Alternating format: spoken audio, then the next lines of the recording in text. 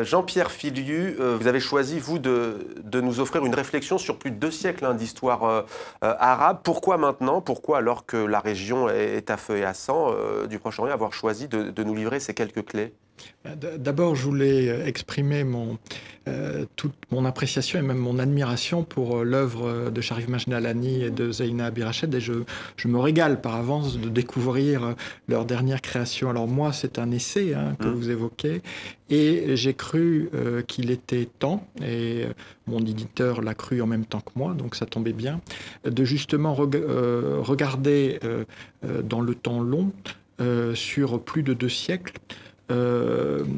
cette histoire partagée entre Français et Arabes. Vu que trop souvent, on voit que l'actualité qui nous sature, qui nous accable, qui provoque d'ailleurs rejet et même hostilité, eh bien, elle nous empêche de comprendre ce grand travail qui est à l'œuvre.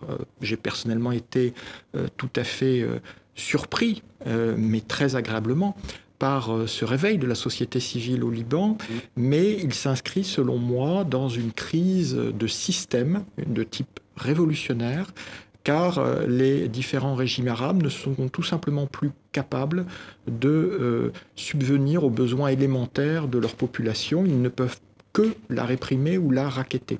Alors comment on en est arrivé là? Ce n'est pas la faute des Arabes. Il n'y a aucune fatalité qui soit liée à l'arabité pour cela.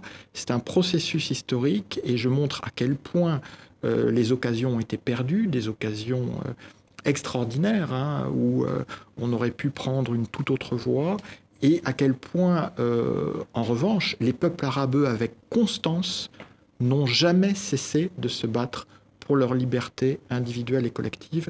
Et ça, c'est un message qu'il ne faut jamais oublier au moment où beaucoup sont tentés par l'accablement. Charif Majdalani, peut-être une réaction à ce qui vient d'être dit de Jean-Pierre Filiu. Vous partagez ce point de vue, vous l'écrivain, l'observateur avisé de la société libanaise, par exemple? Oui, tout à fait, tout à fait. D'ailleurs, je retiens une expression de Jean-Pierre Filiu, c'est les régimes arabes qui ont opprimé, réprimé ou racketté leur peuple. Je pense qu'il y a une différence entre la plupart des régimes dictatoriaux arabes et les régimes successifs au Liban.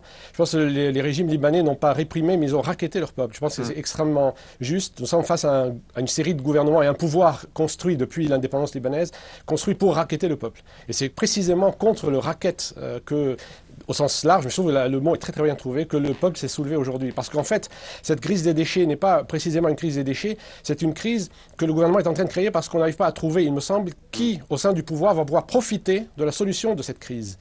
Donc c'est encore une fois un profit qui va bénéficier à la classe dirigeante grâce aux déchets. Et c'est contre ce racket que le peuple s'est soulevé.